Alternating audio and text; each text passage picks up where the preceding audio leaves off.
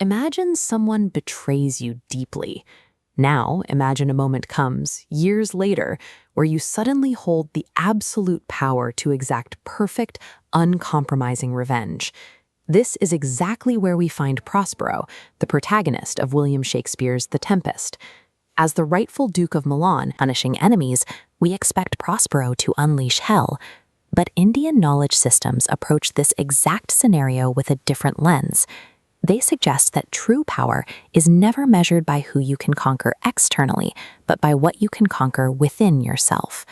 Prospero holds the lives of his enemies in his hands. He can drown them, starve them, or torture them.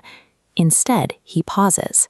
This pause embodies the first pillar of internal mastery, Dhamma. Dhamma is strict self-control.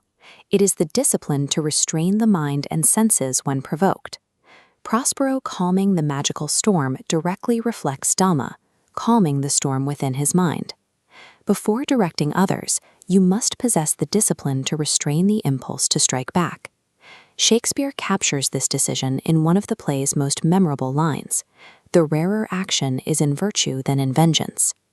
This brings us to the second pillar, Kshama, or forgiveness. Kshama is easily misunderstood as a passive concession or a sign of weakness.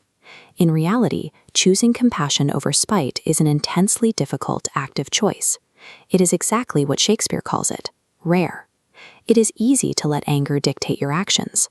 Executing Kshama requires a level of moral and emotional stamina that far outweighs the fleeting satisfaction of retaliation.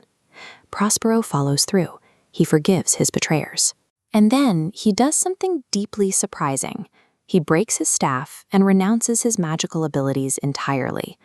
By letting go of his revenge and his magic, he achieves the culminating ideal of Indian philosophy, Atma-Jaya, the victory over oneself. We usually measure a conqueror by the size of the armies they defeat, but Atma-Jaya teaches that the supreme conqueror is the person who completely subdues their own ego, their pride, and their attachments. Prospero secures Atma-Jaya, a victory that outweighs his magical command over the weather or his enemies. Because he chooses virtue over vengeance, the Tempest resolves in peaceful reconciliation rather than bloodshed. Prospero returns home with the spiritual freedom gained by releasing a decade-long grudge.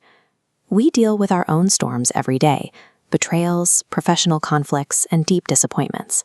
Holding on to resentment might satisfy your ego for a moment, but it allows the people who wronged you to maintain control over your mind. Letting go is about snapping that connection. Choosing forgiveness allows you to reclaim your personal power from those who caused you harm. The question we usually ask in a conflict is, how can I defeat them? The better, more empowering question is, how can I conquer my own flaws? Shakespeare's final play and ancient Indian knowledge systems point us toward the exact same truth. True liberation and the highest form of power are only found when we conquer the self.